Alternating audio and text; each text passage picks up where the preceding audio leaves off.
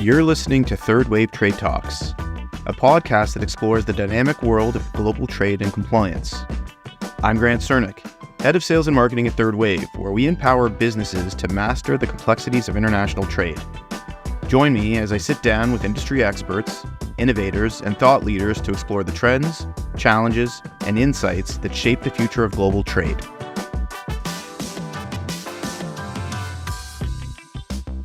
And we are live. Angela, welcome to the podcast. Thanks for having me, Grant. So let's start by, let me allow you to introduce yourself and what you do. And I'll give a little intro after you say who you are so people know who you are. Fantastic. Thanks. So I'm Angela Czajkowski. I am the Managing Director for Supply Chain, Construction, and Real Estate at a company called Hartman Executive Advisors. Prior to joining Hartman, I spent 16 years or so in supply chain operations. So freight, logistics, customs house brokerage, and the technology that enables those functions. So I came out of that space and moved into a role here at Hartman Advisors, where we are fractional IT leaders. So when you look at an organization that needs real strategic IT leadership, but does not necessarily have the appetite, the budget, or the need for full-time CIO, CTO, and CISO leadership, that's where we come in. So there are solutions out there that help organizations bridge a gap between I need a full-time cybersecurity leader and a full-time CIO versus I need somebody who's helping me go in that direction, somebody who's driving growth and driving progress. We're a fractional solution to that problem. Perfect. And just to be clear, so typically you play in a mid-market, is that right? We support the mid-market. So I would say the vast majority of clients that come looking for a solution of ours have likely outgrown their current IT structure, IT solution. In many cases, it's a really competent IT director who has gotten an organization to a place, or it's a firm that's having a transition, that's making some big changes or undergoing a transformation, or is ready for a transformation and needs someone to lead it. So oftentimes the organizations that come looking for that next level IT leadership are graduating into that mid-market space. And so how big or small a company is that typically? It varies. It's really interesting. So for me, in the supply chain, construction, and real estate space, the size of an organization can vary. And when you get into highly regulated spaces, they could be much smaller, but they need greater strategic leadership because of the regulatory requirements. So I would say that in general, organizations, their size can vary depending on the industry in which they work.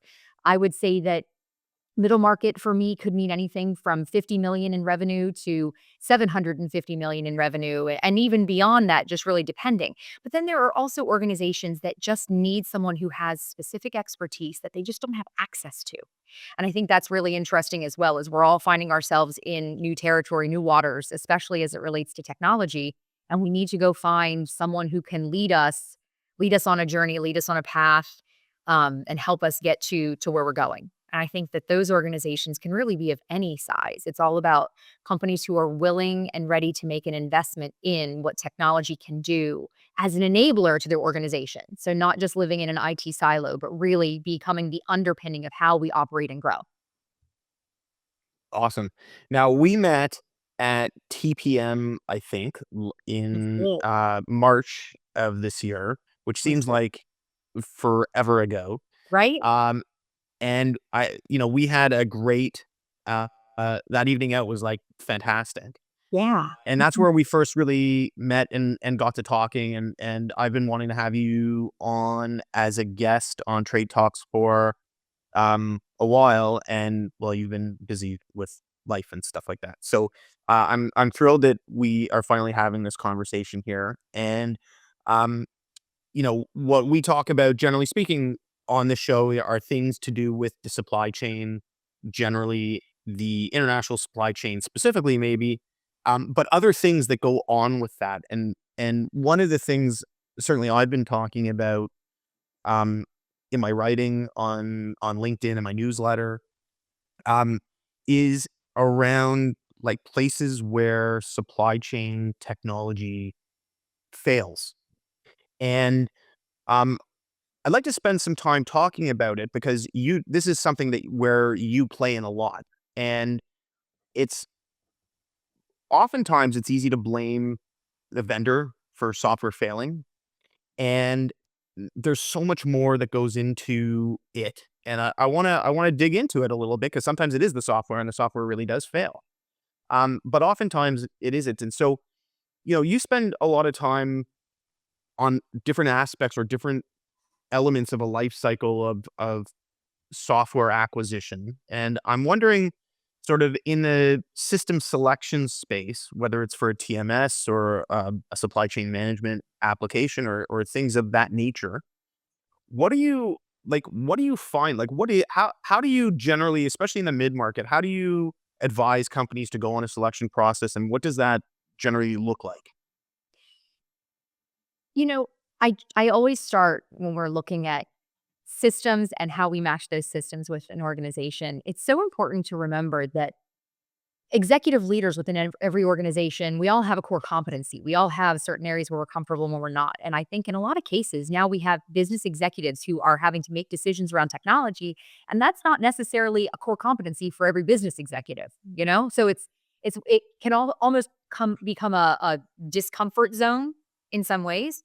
And I think that there's not only one way to accomplish the outcomes, right? Like there are a number of ways we can approach it. But I find that when executives know there is a need, and that need can either be we've gotten by on spreadsheets for a really long time and now we know we need something more, or our competitors have access to features, functions, data that we just don't. The reason for the journey, I think, plays as much a role in how we set an organization up for success as the journey itself. So sort of why are we embarking? Why are we selecting a TMS? Have we never had one? And we know that we're doing everything in a really manual way. And now it's costly. It's putting us, we're exposed to risk. Or is it we have a system? In some cases, did we build a system? I work with a lot of organizations that built something and they made it work and it's fantastic and it's gotten us to where we are. But what got us here won't get us there. So I think that when we're saying, okay, we need to select a system, is this a new system? Is it a replacement? Is it functionality we've never had? And now we're going to take advantage of new features that we can now deploy into our business. Identifying the why is a great starting point to understanding what it is that we really need. And I think that there are some key elements of any selection process that can set an organization up for success or can create roadblocks for us or remove roadblocks for us depending on how we address them. So when we look at the system itself, a lot of firms don't want to reflect on our business process first. And it's really all about business process. And what process are we trying to enable with a system, with technology? You don't just throw technology at a problem and assume it's going to solve everything. So back to your point of, is it the system? Well, maybe, but did we buy the right system? Do we need the system? Do we even know what we want the system to be doing? Do we have that conversation appropriately? So technology is not the only answer. It's people, process, and technology. And that's such a buzz phrase almost, but it's really important that we break that down. What are we expecting the system to do? How are we expecting people to use it? And what's the right process that it's enabling? So we really push folks to take one step back and evaluate the processes first. And that's tough to do because people believe in their SOPs. They believe what they're doing is the way they must do it. And I think that it's really important for executives to stop saying how we do what we do, how we achieve outcomes, but rather what we do. What are the outcomes?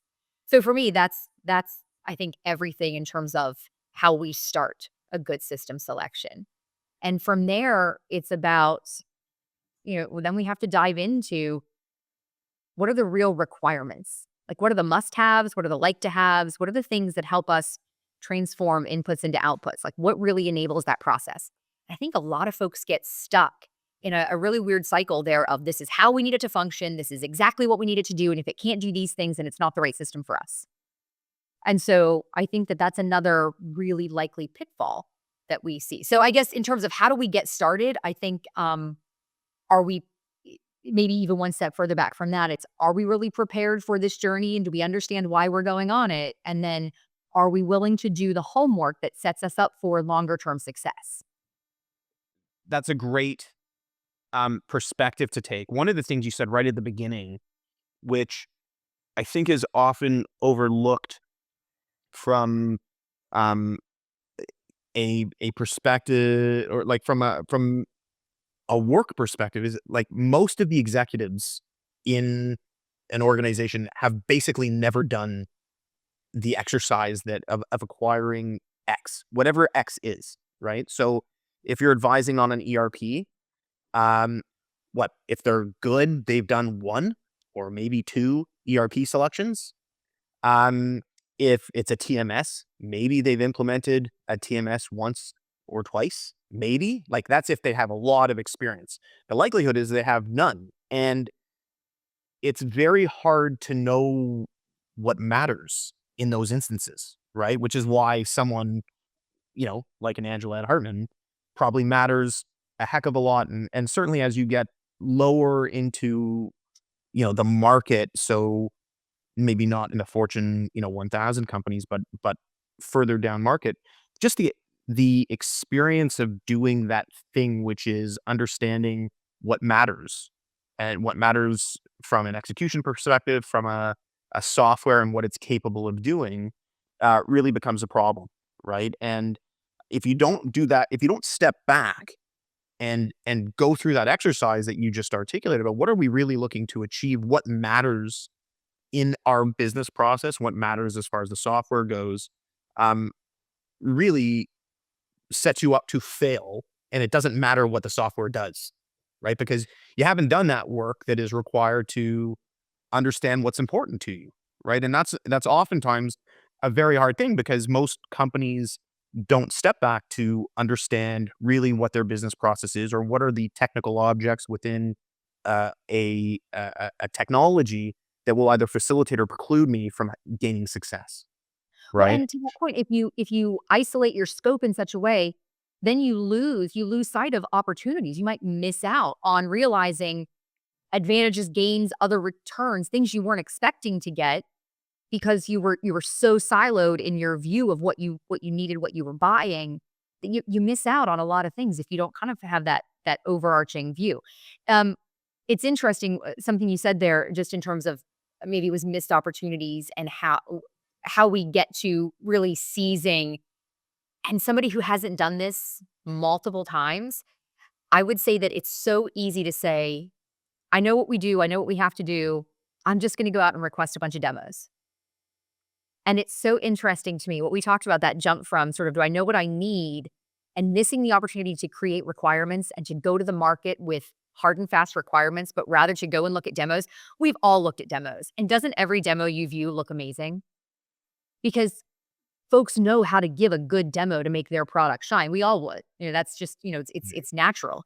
So when you have demos that don't necessarily have use cases that align to your business, you're going to see the best of what a product can do, but you might miss what you needed to do for you. So skipping this really important step of like not seeing the razzle dazzle of a demo, but rather saying, I know exactly what to do. Show me how it does these things, is like such a leap of missed opportunity for an executive to understand how it connects to my business.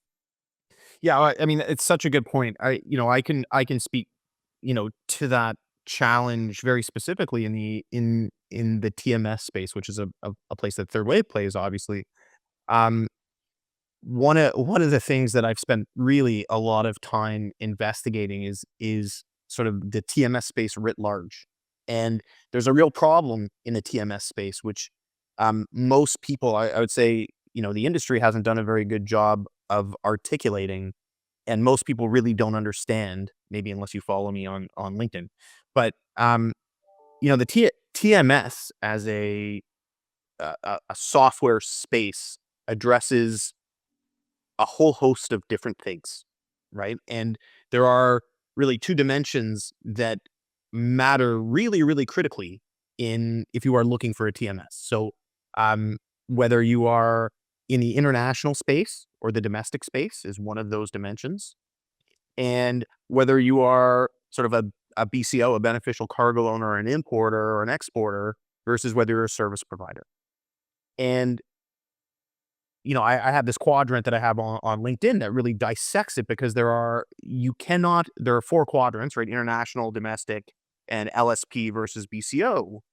You actually cannot do software for 2 of those quadrants, right? They are technically different.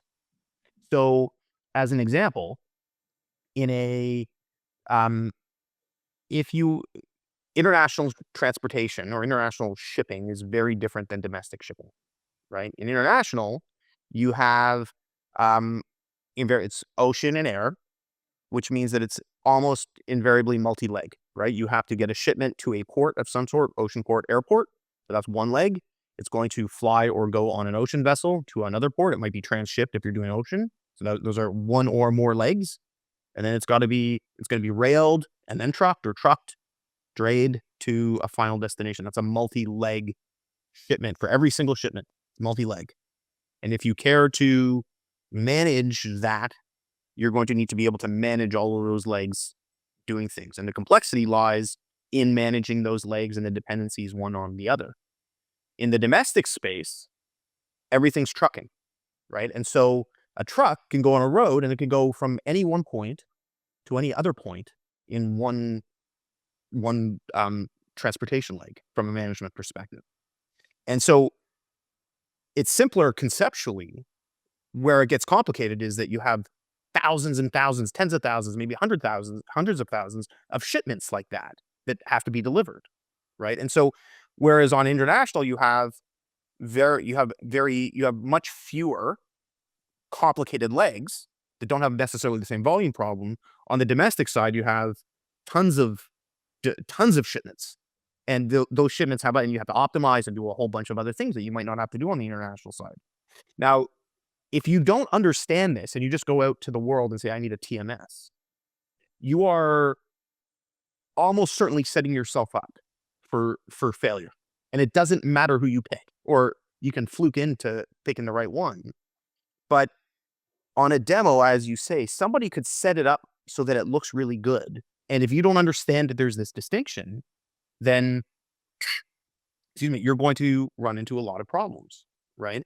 And it takes the ability to step back and somebody to advise you to say, wait a second, just getting a TMS because somebody said you need a TMS probably isn't the right solution. Absolutely. So anyway, you can comment on that. No, I think to your point, exactly that. It's the use case. It's this is what my business is. So now I want to challenge you with a question. So are you contending that you said you cannot exist in 2 of these quadrants, not effectively or not well? But would we say that there are products on the market that try to, or that claim they do? So certainly there are products that are on the market that claim that they do it. And so the question is, what is it and what are they doing around it, right? And so this is where, a discussion on what the outcomes are that matters dramatically, right? So like here's another thing.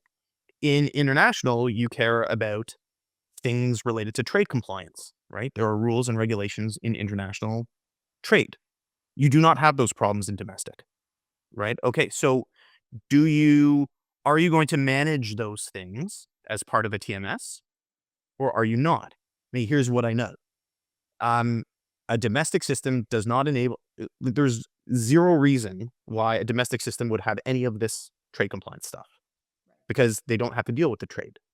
So it matters what you're gunning for, right? The goal is not to get a TMS. The goal is to affect outcomes that matter to your business. Yes. And if it happens to be a TMS, great. And if it happens to be a supply chain management tool, great. And if it happens to be a set of spreadsheets that help you get the outcome because you can't find software to do what you need to do, okay, great.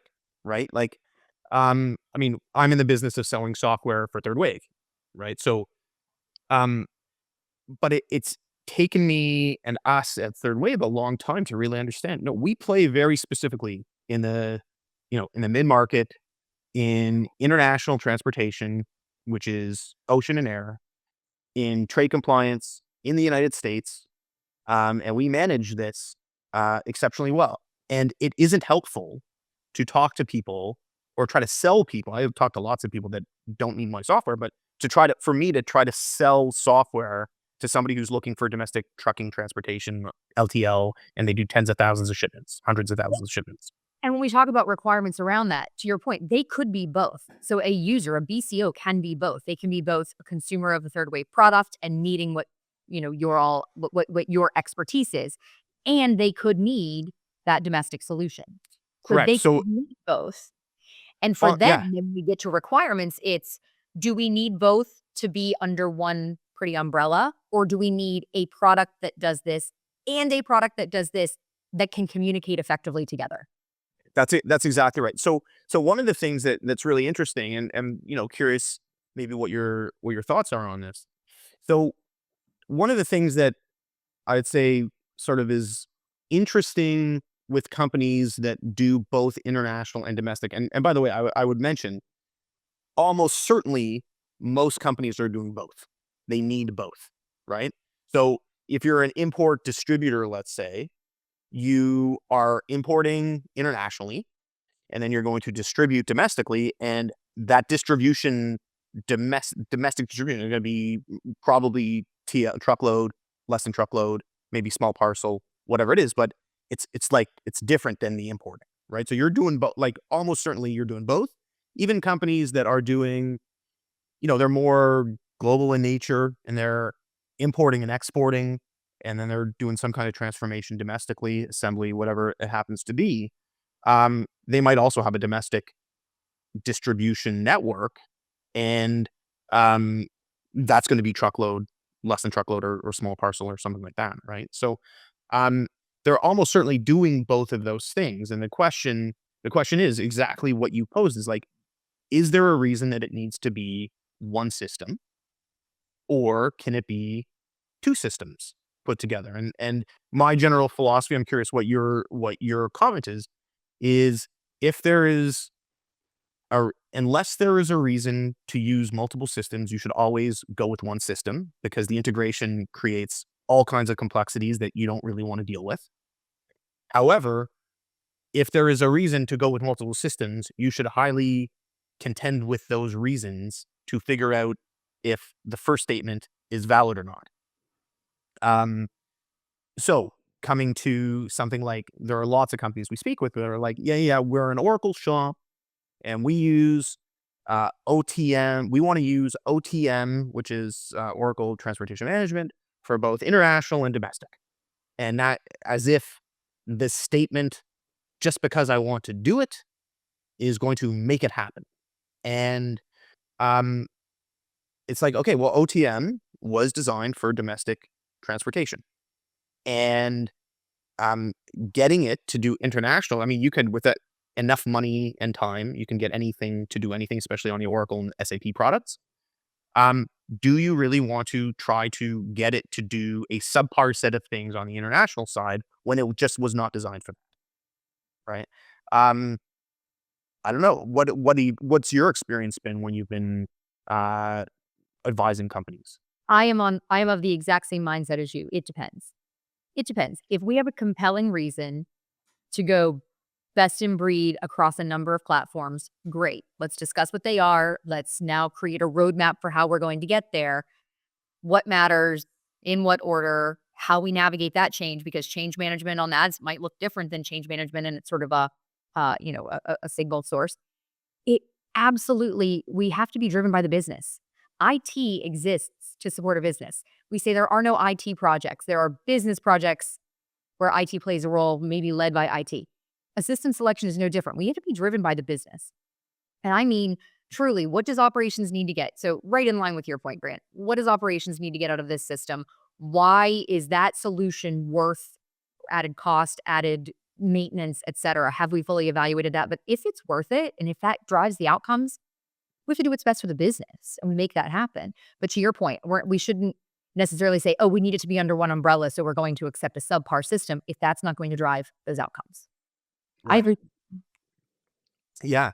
Well, so talking, I mean, you sort of touched on ROI, and I want to spend a little bit of time talking about ROI because it's I speak to, it's an area I guess I spend a lot of time working with prospects and customers on new projects and stuff like that. And what strikes me is how unbelievably challenging the ROI discussion is. Um, and maybe you can comment a little bit on sort of the ephemeral nature of sort of value. What is not ephemeral is how much something's going to cost. That's a very real thing. And the goal is to come up with some kind of value that ultimately ought to trump that, which is why you would do a project. But oftentimes, figuring out what the value is can be really challenging, notwithstanding sort of empirically, people might agree that we ought to do this or we need to do this. So I'm wondering what is the state of affairs with organizations and how they're ROIing projects and what your thoughts are on it. That's a big question to unpack. You know that, right? Because there are so many components of return and of the investment. So, I actually had to make myself notes. Like I just jotted down 3 thoughts because there are 3 key areas here that I think we have to emphasize. Yes, cost is real. Cost is real, but it is not static. And one thing that we see is that cost, scope creep and cost expansion very rapidly hitting an organization based on how we plan, how we structure our implementation, all these things. So I would say this again, take a step back. The resources that we're planning to invest in any sort of system selection implementation, we have to go all the way to the beginning.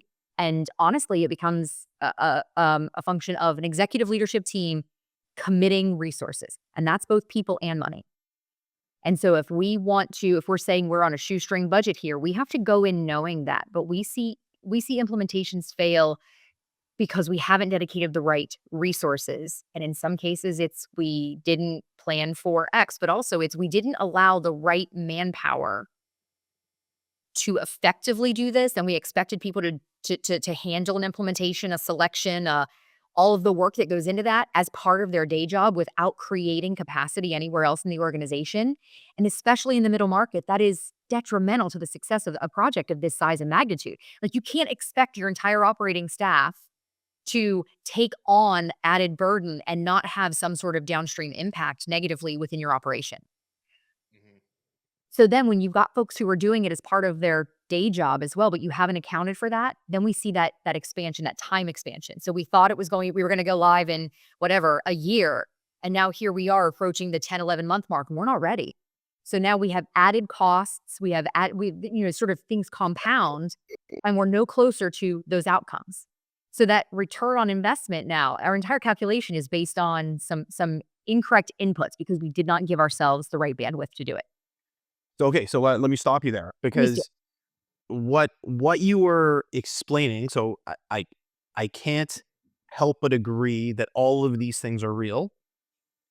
And the conclusion to that has to be, okay, you need to do a better job of accounting for the time of people, the cost.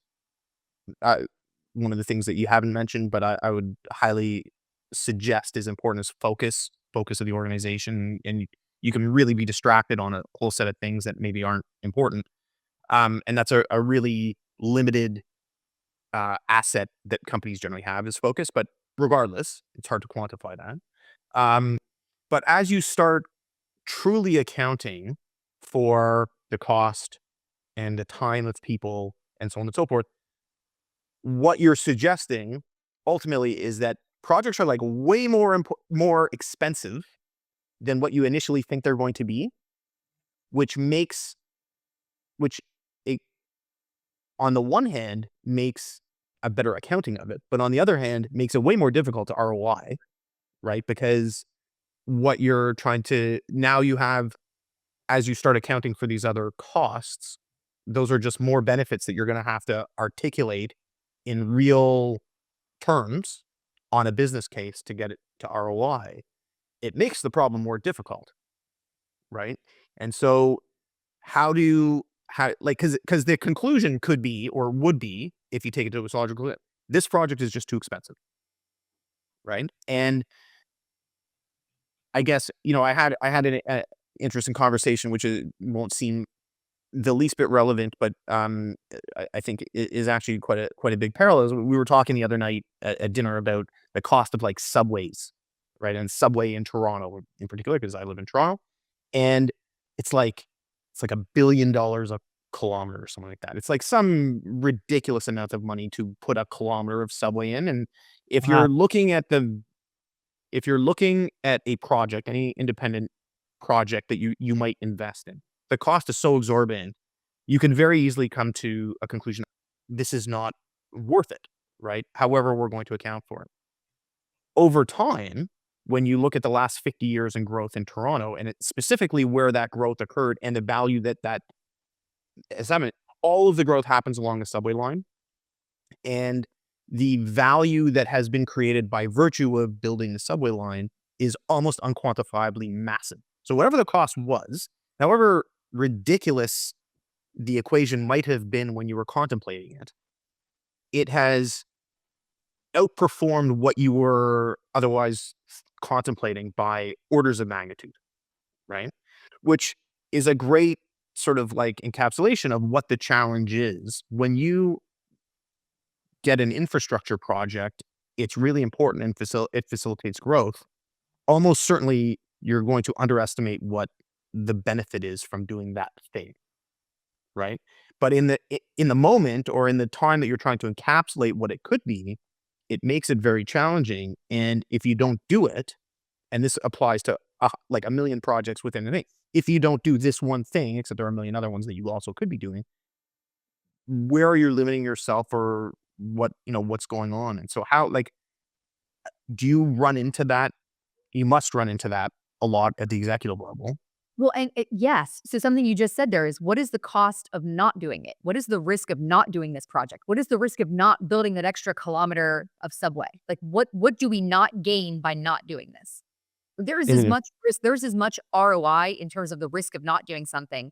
And that's why when we're looking at business cases, when we're taking clients through sort of the investment committee decisions, in terms of business case and governance around projects, particularly in IT, is there a risk of not doing this project? So doing it might cost X. Not doing us puts us at risk for this, and or puts us at a competitive disadvantage. There are so many ways of evaluating. So ROI doesn't necessarily have to mean top line growth, bottom line growth. There are other factors that go into telling the whole narrative of return.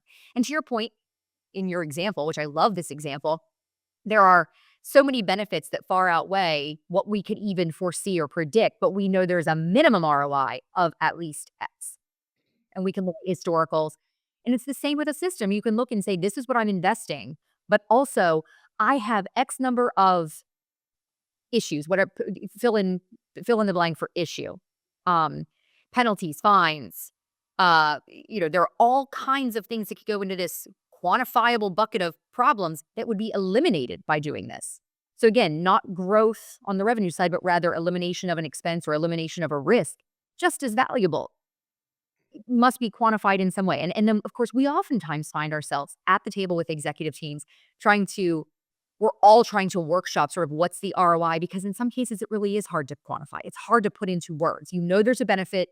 We must do it. We understand why. Not doing it does this. We believe it's a minimum return to the organization that looks like that. And we go with it. But to that point, imagine if we went in and we did all of that evaluation for an extra kilometer of subway. And then for our cost of that subway, we estimated $750 million instead of $1 billion, because we did not factor in all that it really takes to do that. And I think that's where we're saying in terms of, yes, we need to be looking at that return, as much of it as we can quantify, but we are shooting ourselves in the foot if we fail to really consider the investment of time and resources that it's going to take to get there. Mm. It's with both. Yeah, no, I mean, like, it's such a difficult, really, it's such a difficult conversation to have.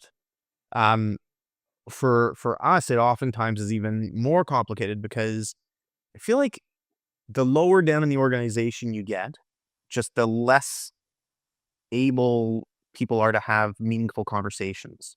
And oftentimes, I'm talking to people that they're at the operator level, and they then are trying to quantify what the benefits are, and it's got to sort of percolate up to their manager and their director and their VP or SVP or whatever, and they're just like they're not positioned very well to have this conversation, especially as it pertains to sort of like a broader set of goals or things that people care about at the executive level.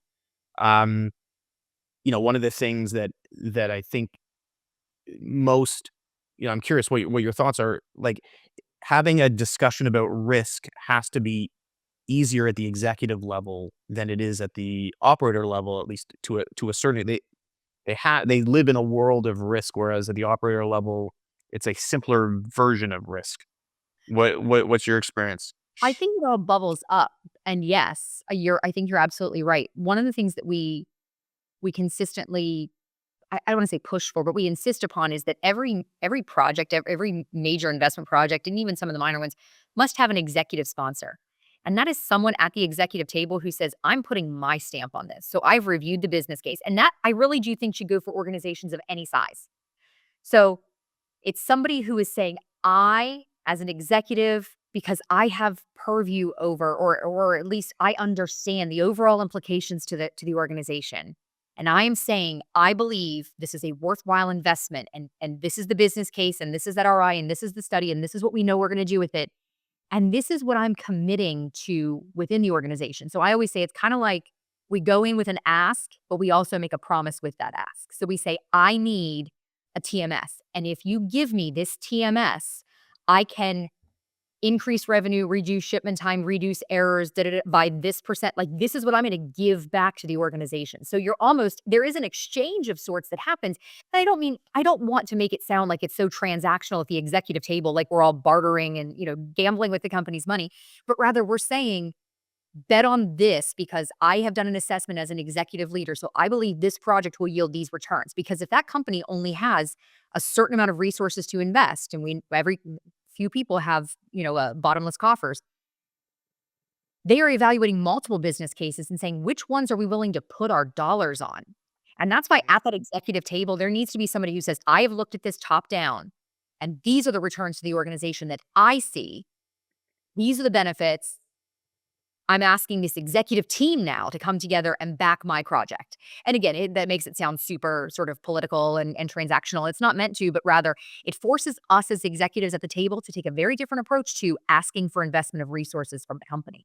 And that happens a lot with IT. IT has a backlog. Every time we get into an IT environment, there's tech debt or a backlog, and managers and leaders throughout the firm saying, no, I'm still waiting on this. Well, now we have to make choices that are based on what's going to propel us to where we want to be. Right. And this is, a TMS, a WMS, an ERP, any of these systems are no different. So let me ask you, in your travels, the discussion of customization versus configuration Yes. is always something that people have to wrestle with. I'm wondering where you sit today, having done this for a while, and what your perspective is on customization versus configuration, especially as companies get into the SAPs and the Oracles. I expect you must have a lot of experience working with these companies that are sort of making the leap to that level of Yeah. enterprise system. Yeah.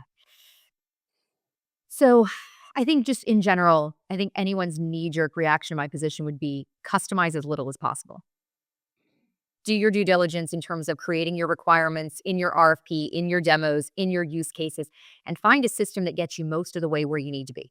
And if that's one system, or if that's a collection of best in breed systems, whatever that solution is, get yourself as close as you can. If there are things you absolutely can't live without that can't be configured into a system, because a lot of these systems now have malleability within them that allow you to configure quite a bit. So you should be getting pretty close. I would say customize as little as possible. Now, we do find firms who are, no joke, I've had folks say, I would sooner retire than undergo another ERP transformation, another ERP conversion. My management team will quit if I tell them we're changing ERPs again. I mean, that's the kind of like system change trauma that starts to be built into PTSD. PTSD. Like, I'm never going through this again. If we do it again, I'm retiring. I'm done. And there's a whole philosophy. There's religion around how we get around that. But I think that when we talk about making the change, sometimes it's better to say, can we work with what we have through some light customization to get us to a point? But I just don't think that you're ever going to find yourselves continually customizing. There's maintenance that goes into that. I mean, that you still have to work with it. You still have to maintain it. So I say configure as much as you can. And when we talk about implementers, that's the other part of a selection that we're really keen on emphasizing is there's the system selection, and then there's finding the right person to implement her. And sometimes they're not one and the same. And I don't think executives realize that. I certainly didn't when I was sitting at an executive table, as I didn't know that the demo that I liked the best, that the company that I went with, the software, the selection, the solution, they weren't also going to be the ones implementing it. They were going to say, now here's your implementation partner. Or here's a list, go hire partners. And as you kind of get into that field, when you're working with implementers, they want to give you exactly what you want. And it's up to an executive table to know how to make the right ask and what to ask for. And I will say, you said something earlier on, Grant, where most executives haven't done this a bunch in their lives unless they have been in the IT space. So most executives don't have 24 ERP conversions or 24 TMS selections and implementations under their belt. So I hate to say it, but this is where having that expertise, bringing on an expert really does help, whether that's an implementation partner or, just a consultant that does this on the side, whatever it looks like. That's not a shameless plug, surprisingly. It's not me saying hire someone like me, but rather it's okay to say, I've only done this once before and I wasn't really thrilled with how it went. Let's bring on someone who does this a lot. I think that's another worthwhile investment because that's how you lead your people through change. That's one way you can lead your people through change that makes it, I guess, less wrought with challenges and roadblocks. Well, let me.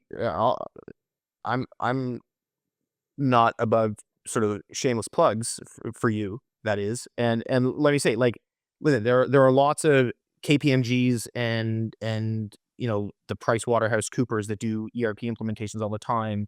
And the sale pitch for that is, hey, we do this all the time. And probably the senior partner has done it a whole host of times. The problem is once a project gets going, that senior partner is rolling off and you have a bunch of 28-year-old MBA grads that have never done anything before in their life, never worked anywhere. And you're going to have 30 of those guys working on your SAP implementation that doesn't know anything about anything. And it's easy to say, yeah, but KPMG's done this a whole lot before.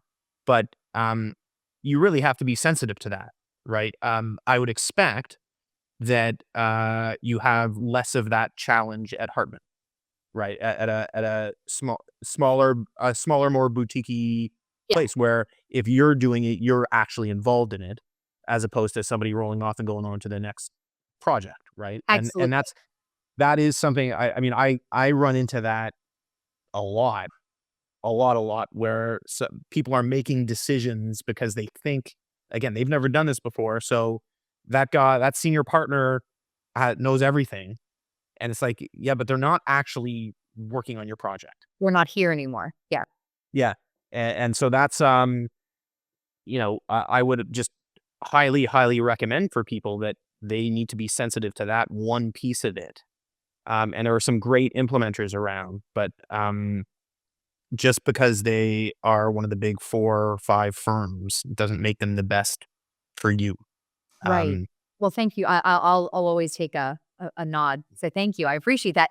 And I would say that the other interesting thing here is the executive team kind of putting it all into a box and placing it wherever it's going to be. We can never disconnect from it. And I don't see executive teams doing that. And nobody disconnects from an ERP or a TMS implementation. Maybe there are some small ones that I'm sure that they are less in tune with. But honestly, we are using the term, when we talk about ERP, we're saying transformation. This is transformative. We're transforming our business in some ways. We're adopting new features.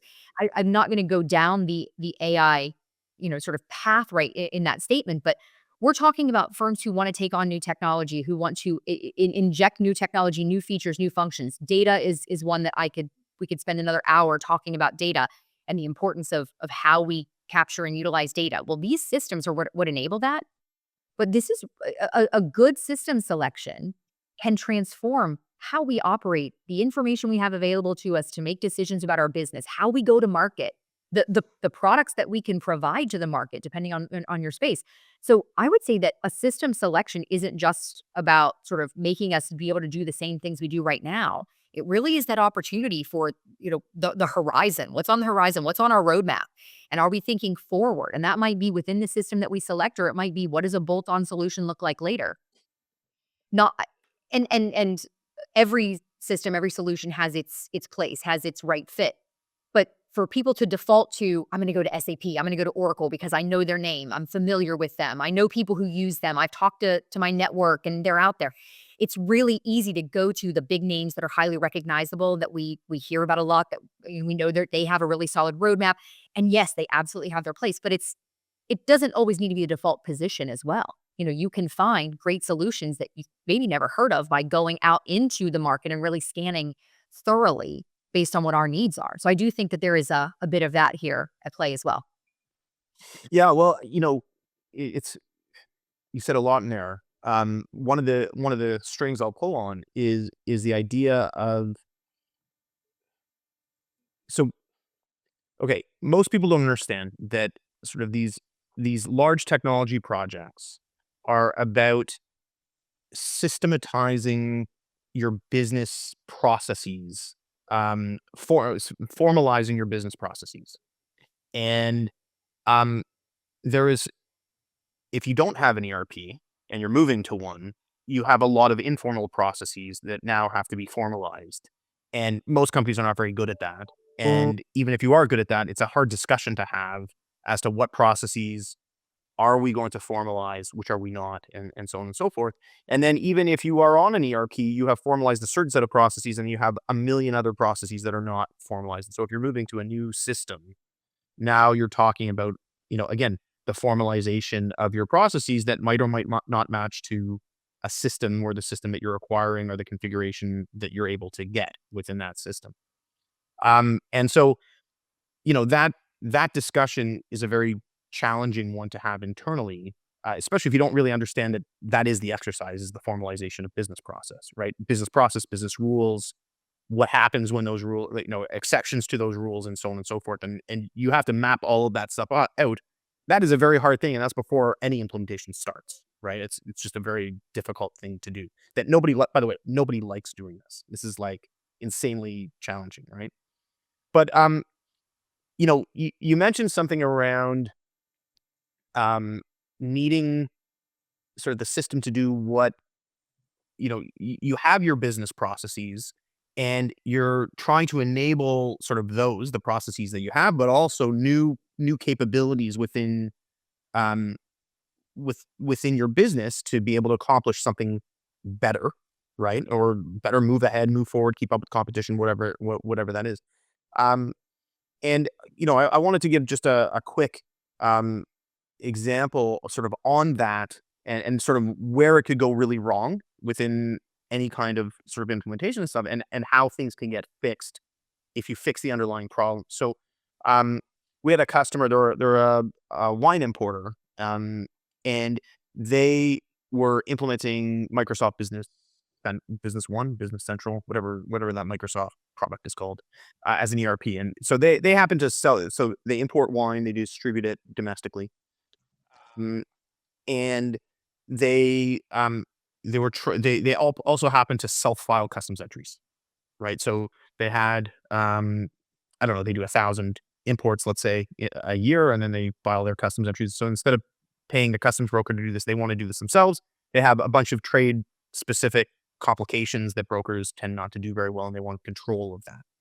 So they were trying to get their ERP to enable the filing of their data to an ABI provider so that they can self-file. And they had gotten what they considered to be 90% of the way on an implementation of Business Central, and then ran into this last 10%, which was the filing stuff. And they're trying to customize Business Central to do that thing. And so they're using an integrator, and that integrator said he knew what he was talking about, but clearly did not, and didn't understand that you have a whole set of objects that need to be able to be pivoted around in order to get from a shipment that has product on it through to what a customs entry from an HTS code and duty rate and so on and so forth needs to look like, plus all the PGA stuff, which is like FDA and TTB and all other stuff, trying to get that right. And so they had spent way more trying to figure out how to do this within one application. And they were about to blow up the entire thing when they learned, that 3rd wave existed. And we were designed to do exactly this, not from an ERP perspective. So you can cut out that 10%, which was not 10%. It was like a whole bunch of work from a customization perspective. You could just cut it out, sort of implement 3rd wave for that utility. And then all of the complication goes away. All the transportation complication goes away. All the trade compliance complication goes away. All these things that the ERP was never designed to do that you tried to customize it for now goes away, and you get all of the outcomes that you're hoping for. And the cost of it is sort of the hard cost, but also the integration now. You wouldn't have had integration before. Now you have an additional integration layer that you have to deal with, which is not necessarily simple, but not nearly as complicated as trying to develop this complicated application, essentially, which is what they were trying to do, right? I love that. And so, I have to ask this question. Did they know going in that they were going to hit that complication when they got to the 90%? Like that it was never going to do that last 10%? so no, for sure they never would have gone there had they known, right? And it sort of goes to a point you made earlier, which was like you have to understand what is happening, right? It's easy to say, it's easy to wave hands and say, and then blah blah blah, we can self-file. And sort of the hand waving is, I don't understand what is really going on. The integrator said they can do something for me, blah blah blah blah blah. Wave a magic wand and you get to file. And it's like, yeah, no, the complexity is in the hand waving, right? And we face this. I want it presents a good segue into AI, right? Because I want to get your thoughts on AI and what businesses are asking for these days. But my experience, is that people are trying, go hand wave, AI will solve all these problems. And it's like, yeah, anytime you wave it, you don't understand what's going on. And it's just like, and AI, you're in trouble, right? AI is going to be totally transformative, but not in the way people think. And if it's a hand wave, I don't know what it's going to do or how it's going to do or how we're going to manage something. My feeling is you're in a lot of trouble. I don't know. What do you think? It's funny. Every time you talk about the hand wave, I think that's where the magic happens. And that's maybe why I have a job, is because it's that behind the scenes thing that an executive doesn't understand, but they need someone to understand. So behind the scenes, there's a magical hand wave. And that's where IT magic happens, right? I used to say IT had a magic wand and they could wave it and things would happen. And I never understood the why for a very long time early in my career. Now I appreciate it so much more. I jokingly say that we get calls of people saying, I want AI. Great. What do you want it to do? I just want AI. I want to take advantage of all that AI has to offer. Wonderful. What's the problem we're going to solve with AI? Like, it's not just a sort of a laser that we just fire off at will into an organization, right? We all have to be thinking about what problems are we trying to solve, because there's an investment. We keep going back to investment, but these things cost money. And to know, well, what's the tool that we should be using? There are AI tools. You don't just magically go and buy the AI box and then pop it in place. And now we have AI. That's not how any of this works. And so I think that organizations are right now, we're at this place where people are trying to figure out how to gain access to the outcomes that AI delivers, whether it's through AI and machine learning or, and I think that's really what people are seeing now, is that products are building in AI and machine learning into their own roadmaps. So off-the-shelf solutions that one might deploy. We have AI built in, and this is what that AI will deliver to you. These are the outcomes that you're going to get through AI.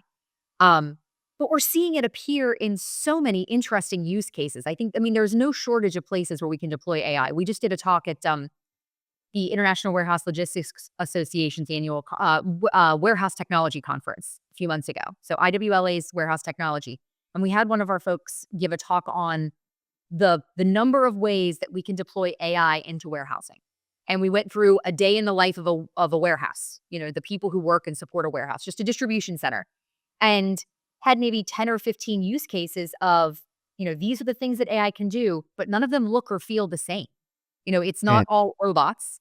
Sometimes it is. It's not all, sometimes it's optical recognition. Sometimes it's robotic process automation. But there are a number of ways that AI and machine learning fit into real, tangible, everyday use cases. So this isn't go do AI in some weird way. This is, we have a lot of problems that we could solve, and AI actually does provide solutions to those. It's just a matter of how we prioritize and deploy it. So we're having really exciting and interesting conversations around it. We are forcing folks to think about this in terms of budgeting, but we're making everyone start with a conversation around data, because we find that is an oft neglected space within a business is data. So we start there.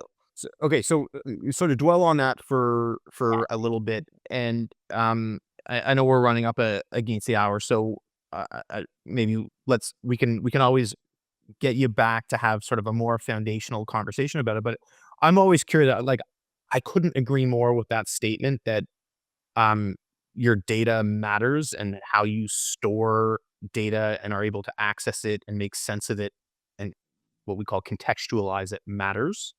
What are you finding? Like, what is the problem? I think the first problem is hygiene, is that their data is, nobody ever thought about data hygiene. So data has been put into databases that didn't necessarily have governance built around them, and there wasn't a policy. So now we're kind of going in and retrofitting in policies around that. And that's okay. That's a very normal place to be, is we have to look back and say, how much of this do we need to carry forward? What matters? What's valid? And then from there, how much do we believe in what we see? And then if not, how are we going to go through this to make this valid so that we can use this somehow from a foundation perspective? So I think that we're saying there are some baby steps that folks should just always be taking that they've never thought of before. And that's where we're really leaning in with organizations that are earlier in their journeys. I think there are a lot of companies, don't get me wrong, that have had policies around this and have been living with data-enabled decision-making. They have complex data lakehouses, and they're doing all the things with it. But I think that understanding where we are, every organization where we are, and then what do we want to get out of data? It's not just operational KPIs, but rather it could drive into some predictive and prescriptive analytics, and that could help us flourish. But I do think that there has to be a data strategy, a roadmap, and a path where we evaluate where are we and how far do we need to go. So I want to dig into just something you said that will make things a little bit more concrete for people, which is, it's something that maybe isn't really well understood. And certainly when I learned this, my jaw just about hit the floor, because I couldn't believe that this was the case. So one would think that the ERP is designed to control processes from at least two dimensions. One is from a financial perspective, and the other is from sort of like a product or SKU perspective. So let me give you an example.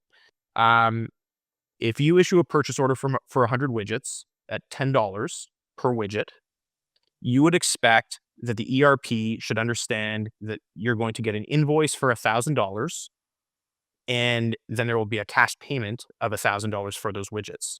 And separately, but relatedly, you should receive 100 widgets into inventory, and that should close off the purchase order that you received what you ordered and you paid what was owed, and that both of those things, the financial and the operational view of that, were controlled, totally controlled within the ERP. Similarly, that exact same process, so that's called the procure to pay process, P2P. And on the other side, you have the sale to cash, which is somebody buys 10 widgets at $100, and you expect to receive 10 times 100 is $1,000 back for those widgets, and that 10 widgets should leave your warehouse and go to whatever. And that too should be a controlled process, sale to cash, or order to cash, O2C. Neither of those processes generally speaking, are controlled within the ERP, which is insane. It's insane. Now, and most executives won't understand that those processes are not controlled. They would, if you told them that, they would ask, like, how could this possibly be the case? They don't What do you mean understand it. not controlled? So, okay, so they're not controlled. So if you were to run a report of all purchase orders that were outstanding, or all purchase orders that happened in a certain quarter against all payments, all invoices that should be outstanding versus all payments that should be outstanding, those things ought to reconcile, and they don't. And similarly, if you were to run a similar report with the number of widgets that were ordered versus the number of widgets that were received, those numbers don't reconcile. So you're not And saying the processes themselves aren't contained in the ERP. Rather, you're saying that they are not intuitively linked within an ERP. they are correct. Okay. Correct. Okay, so this causes like a big problem. Now, one of the real problems is like it's hard to contemporaneously understand purchase orders that are outstanding, what's in transit, right? Because you don't really have a view to what's in transit. That could be a big gap, right? What was received, how much is outstanding from a financial perspective, how much is outstanding from an operational perspective, and so on and so forth. My point is, I don't believe that most executives understand this, right? Now you have data that the organization has. It has a certain set of data that is unreconcilable within a data warehouse or a data lake. Okay, and what do you hope to do with that data? Right? Because what's going to happen is different people are going to pull different reports from that lake of data, and they're going to say different things, and you're going to sit around a table, and everybody's going to argue about why my data is not exactly right, or why my data is different than yours, and mine's more right than your data. It's like, yeah, but you don't have contextualized data to support what you're trying to achieve. Which is where a data governance policy, that's why you kind of go back to the beginning and you say, we've never had data governance policy, so we need to go through and we all come to the table and we agree, this is how we're governing our data. This is the one source of truth. We believe in it. We agree to it. We manage from it. Something you just said there that you said, you've got to go to your data lakehouse for your data. And so many folks believe that their ERP is going to provide the dashboards and the visibility into their data, not always realizing that once data is not just contained within an ERP, but rather is then combined with data from how many other sources and points, that there is business intelligence that has to happen and that we may have to think outside the ERP box. So we're not just buying a set of dashboards off the shelf from an ERP that's going to magically transform how we make decisions in an organization. Rather, we have to then shift and say, what can we learn from the data that lives here and not just this ERP side. But to your point, I do think that that's where, when we talk about requirements, it all kind of goes back to that the foundation building in terms of how we select a system. It's understanding what are the processes that are built in, what is it designed to do. You know, have they solved the challenge you're saying where order to cash is then a highly regulated automated process, and here's how we do it. Show me how it works. Right. Show me how I can configure that. Show me how I can modify that. That's Right. a use case that if you're telling me it does one thing as an executive, the person leading me through my ERP selection should be saying, that's important. That's an imperative for the system selection. It's a must-have. We want AI. We want automation. Great. Show me how it does it. Show me how Right. what happens when it doesn't work. Right. Yeah, no, it's so interesting. I mean, we can go on forever. One last thing that I'll just throw at you and get your comments on is on the import side or on the inbound side, the acquisition of goods. An ERP has a touch point at the purchase order, and then it doesn't have another touch point until a warehouse receipt and an invoice are received. Okay, and all of international transportation, which is 12 to 30 weeks of time, and transportation, trade compliance, all of that stuff happens in between a purchase order and a warehouse receipt. Okay, and the ERP has nothing to say about anything that happens in between those two places. So if you're hoping as an executive to get information that happens to reside in between those 2 points, you're in trouble, because the ERP, if that's all you got, it truly doesn't have any objects to help you with that. Well, I would say this. Here's my question. I mean, maybe this is a return to your question here, but ERPs are viewed as this sort of monolith. Like an ERP is an ERP. Every ERP that we see is different. And what someone calls an ERP might actually be an ERP that is an embedded that is finance and accounting, TMS, inventory management. I mean, that does more things. And it's just given this moniker of you're an ERP.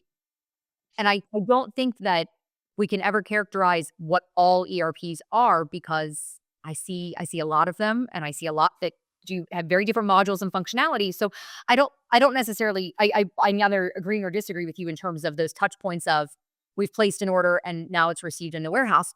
But I think that what we call ERP versus what we call a true supply chain management system versus all the other iterations of different kinds of tools, it varies, and we have to know what we're asking for. So asking for an ERP doesn't necessarily mean that box is going to arrive and say, here's your new ERP, and it does all the things. No, that's a great point. So usually, I mean, when I refer to ERP, I usually mean the big like SAP, Oracle, and the like. And practically speaking, you're right. There are a whole host of different ERPs that have different modules that are able to do certain things. I'm usually talking about accounting, GL, purchasing, The finance, accounting, inventory SOC, management. Yeah. Sale, like the classic, the five I can't even remember what they are. Purchasing, GL, inventory. I don't even know if inventory is counted. Sales and payments or something like that. Like not the things that other, like the additional modules that ERP certainly have, because they do, but they tend not to be integrated at the start, right? So SAP does have a transportation module, and so does Oracle, but they're not integrated. They're different things. But the Zohos and the things like that, they do have integrated modules, and you're right that they are related. And sometimes the smaller ones are way better at this stuff than the bigger ones are. Because they've thought about what others lack and then we deploy that. That's right. That's right. Well, listen, this has been really a thrill, Angela, and we're, as I expected, we're a little bit beyond the 60 minutes. But we got so much more to talk about. We're gonna have you back in the new year, and we'll have another one. And so let me thank you for taking the time to do this. I really enjoyed, the time that we spent together and our discussions that we have, whether it's on here or offline. And I'm hoping that we get to see you sometime soon. I'd love it. Thanks so much, Grant. Thanks for listening to Third Wave Trade Talks. To get in touch and learn more about what we do, visit our website at thirdwave.co. There you'll find more resources to enrich your knowledge of global trade. Thanks again for tuning in. We'll see you next time.